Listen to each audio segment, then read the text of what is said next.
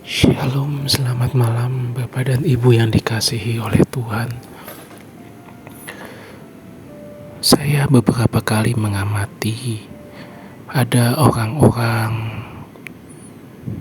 yang kondisinya di kantor atau di tempat usaha itu sangat galak, kata-katanya sangat kasar kepada bawahan, tetapi kepada keluarganya sendiri dia bisa sangat protektif.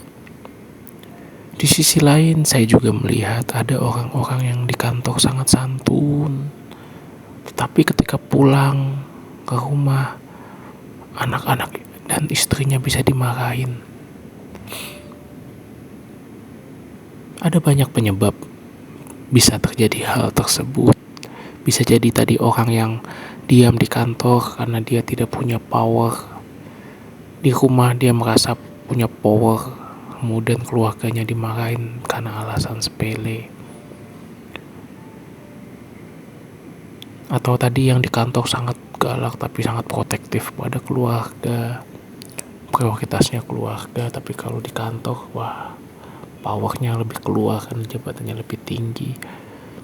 Demikian juga di gereja, ada orang-orang yang kalau di gereja ketika pelayanan mukanya seperti malaikat, begitu keluar dari gereja ketahuan aslinya roh jahat. Banyak seperti itu. Dan yang saya pergumulkan adalah mengapa kok bisa terjadi.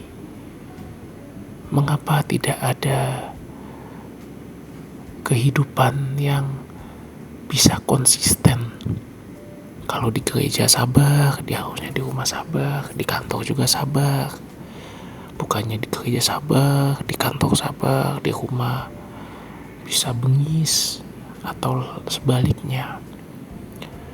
Di situ terdapat ketidakkonsistenan.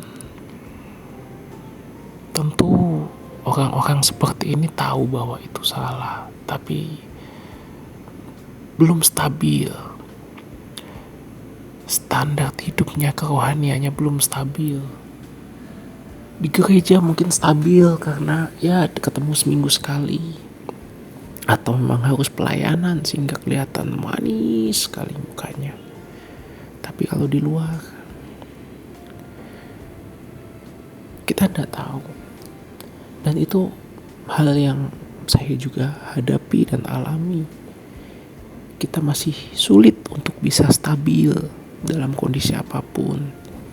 Kalau everything goes well, semua berjalan dengan baik, kita bisa stabil mengucap syukur. Coba kalau kita ada masalah, kita direndahkan, kita difitnah misalnya begitu, atau kita dalam kondisi ekonomi yang tidak baik, bisakah kita stabil? Bisakah kita tetap percaya kepada Tuhan? Itu tantangan kita semua, Bapak Ibu.